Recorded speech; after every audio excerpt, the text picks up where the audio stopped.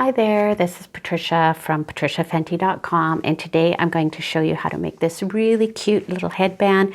It's super easy to do. The pattern repeat is just one row repeat, and we're going to do a simple little gathering to join it together here at the front. And I'll give you an option. You can do this technique to join the band together. I'll put a link to that below. But yeah, I'm going to show you this really beautiful stitch and how to create this nice little gathering join at the front. So let's get started. Now you can use any yarn that you like. I'm using a number 4 medium weight yarn. This is the Bernat Premium in Candy Pink. And you'll need some scissors, a darning needle. I'm using a 4.5 millimeter crochet hook. You can use whatever hook is the right size for your yarn. If you like, you can use stitch markers. I like to use that when I'm doing my foundation chain. So we're going to start by creating a slip knot. Now, if you're new to crochet, I do have my beginner crochet series, and I always link that below in the description box in the video below. If you don't know how to get to that on an Android, if you click on the more ... that takes you to the description box, and that has all the links there. So we're going to put this slip knot on the crochet hook, set up your tension, and you're going to create a foundation chain that is long enough to fit comfortably around your head. You don't want it to be too tight or too loose. For me, I know that's a 19-inch, and I think that's 65 chains. I'll let you know when I'm done, but you're going to create a foundation chain. So yarn over and pull that through the loop on your hook. Yarn over, pull that through the loop on your hook. Yarn over, pull that through the loop on your hook. Now see, I'm making the foundation chain quite loose, and it's important to do that first foundation chain looser than you normally would crochet. And if you have a hard time with your tension, or if you tend to crochet tight, you can simply go up a half a size in your crochet hook. So mine is a 4.5 millimeter. I don't know if I said that before. Whatever that is, I'll put the US measurement up here. So yeah, just create a nice loose foundation chain, make it to the length that you need, and you want an odd number of stitches. So again, I am going for 65. I'll let you know once I'm there. And what I do is every 20 stitches, I put a stitch marker in, so I don't have to count it. And I think I'm past 20, so I'll stop and do that, and I'll see you at the end of this chain. Okay, so I have my 65 chains. That worked out quite perfectly for my 19 inches. So now we're going to do a row of single crochet going back. And if you've been using a larger crochet hook for the foundation chain, you can switch back now. So we're going to do a chain 1, that's our turning chain. And now we're going to crochet back, and the stitches here have 3 parts. There's your top loops here, there's the bottom loop, bottom loop, top loop, or front loop, back loop. Yeah, that's it. Front loop, back loop. And then there's a back bump here. And this is the stitch we're going to crochet into. So we've done our chain 1. You're going to turn your work, and then going back, not into the stitch on your hook, but into that very first one. Put your hook in under that back bump, yarn over, pull the yarn through. That's 2 loops. Yarn over, pull through 2 loops, and that's a single crochet. And then single crochet into the back bump of the next stitch. And again, if you're new to crochet, you can go over to my beginner crochet series to learn all these basic stitches. So we're going to single crochet into that back bump all the way along. Some people ask me in the comments why this is. And the reason is that when we go into the back bump, it leaves those 2 V stitches for the bottom edge of your project, and that's a very nice finish, because when you do your last row, once we get to the last row, it'll look the same. If you go into one of these stitches here, then you only have this stitch facing up, and it just doesn't look quite as nice. So go ahead and do that. And so when you get to the end of this row, you should have the number of stitches that your beginning foundation was your foundation chain, the number of stitches, not including the turning chain. So when I go back, I'll have 65 single crochets, and yours will be whatever your odd number of stitches were. So go ahead and do that, and I'll see you at the end. Okay, so here I am at the end of the row. I've got 65 single crochets. The yarn, your work might twist a bit as you crochet, and that's fine. There can be a bit of a twist to the yarn. Once we're done this section, you're going to block it before we sew it together, so don't worry about that. But also it can twist if your tension is a bit tight, so you might want to check your tension. I do have a tutorial on proper crochet tension. I'll link that below. So anyways, we're at the end of row 1, chain 1, and turn your work. Now this is where the pattern repeat is going to be, and it's just a 1 row pattern repeat. So not your turning chain, but at the base of the turning chain, not there, but there, you're going to go in under both loops and do a single crochet. Then you're going to skip a stitch. There's your stitch there. You're going to skip that stitch, going into the second stitch, going under both loops. You're going to do 2 single crochets. Then you're going to skip a stitch, and into the second stitch, you're going to do 2 single crochets. And you're just going to repeat that all the way along, skip a stitch, into the second stitch, 2 single crochets. And you'll do that all the way along till you get to the end of the row. And I just realized that I think this color might be a little bit hard to see, but I'll just hold. So there you go, you're skipping that stitch. There's your second stitch going in there and doing 2 single crochets. So go ahead and do that until you get to the end of the row, and I'll see you there. Okay, so coming to the end of the row here, skip a stitch, 2 single crochets, skip a stitch, and 2 single crochets into the very last stitch. So every row will end with 2 single crochets in the last stitch. Now if you've gotten to this point and you are short a stitch, you can either unravel and try to get your stitch count back on track, or you can just simply do 2 single crochets in the last 2 stitches, so if you don't have that stitch to skip. It's totally up to you. This is all going to be gathered in at the ends here, so you won't really see, and that way you'll be back on stitch count.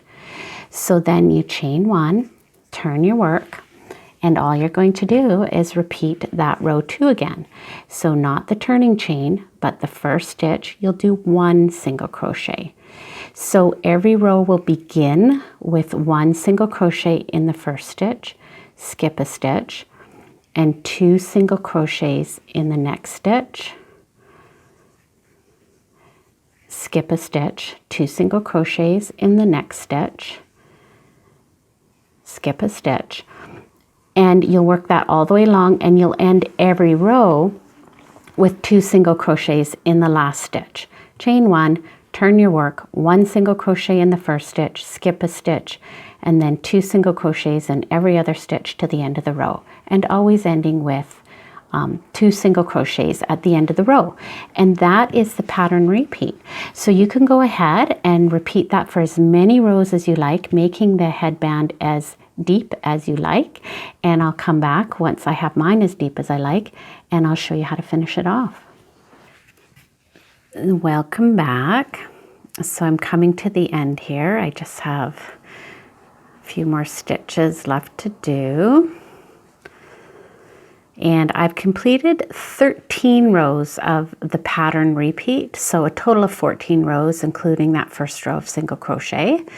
So there's my last stitch. So to finish off, all you're going to do is a chain 1 and leave yourself a nice sort of longer tail. We're going to use that as a gathering stitch. Pull that through, snug that up, And I'll just zoom the camera out here. So here we go. And you know, yours might curl up a little bit here. That's okay, because what we're going to do next is we're going to block this piece of fabric before we sew it together. So you can darn in this tail end here, and I do show how to darn in tail ends in the beginner crochet series. So darn in your beginning tail, and then this tail we're going to use to sew the two pieces together. And then you're going to block your fabric. You can block it either by using a hand steamer to press it, or you can block it by making it wet and then pinning it onto a blocking board. And there's all kinds of YouTube videos on how to block crocheted fabric. But I'm just going to use the hand steamer, darn in my tail end, and I'll be right back. All right, here we go. So I've used the hand steamer to press that. And there is no right side or wrong side to this. They're both the same, so it doesn't matter.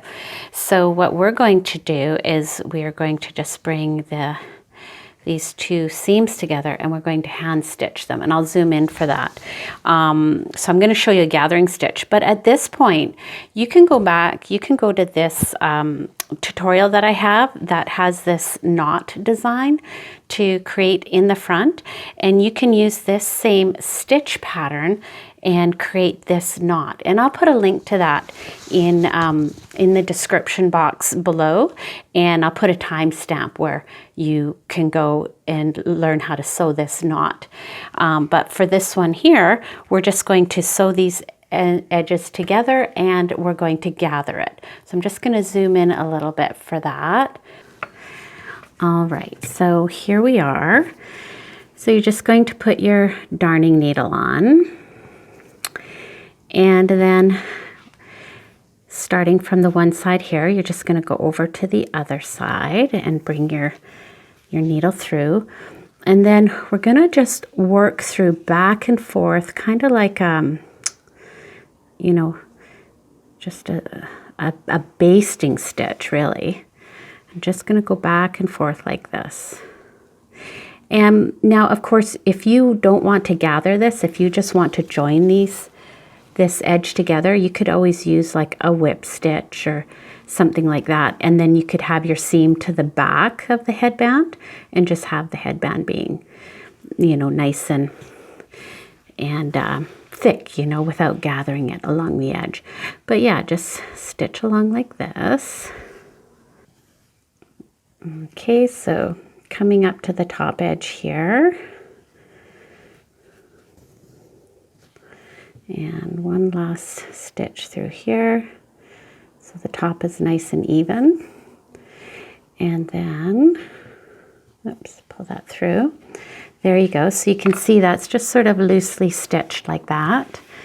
And then all you're going to do is just sort of hold this and pull your thread and just kind of gather that seam closed like that, see? And you sort of just work the yarn down. Be kind of careful, you don't want to pull too hard, but you're just going to keep sort of gathering the fabric like that. And there you go. And you can kind of just fuss with it and sort of shape the front there as you like. And that looks quite nice. I'm going to try to move this centerpiece down a little bit more towards the middle, like that. You can just play around with that and sort of, you know, gather it. You can pull it out again and bring it back in again. And then what you want to do is secure this once you have it to where you want it. I think that looks quite nice like that. Just do a couple of secure stitches like that. And then if you like, you know, this is actually my first time doing this, so I'd be tempted after that to just sort of pull a stitch back down all the way through. Yeah, that's a good idea. You know, I'm a seamstress. Well, seamstress, like I've done a lot of sewing in my years, so I sometimes just do this stuff like I know it'll work. without doing it beforehand. So there we go, and that's just coming back down. And then I'm going to just do a little secure stitch down here again. And I'm going to come into the back now. Here, just flip it over, and then we'll do a knot. You just want to knot that off. And do a couple of little, like a square knot there. And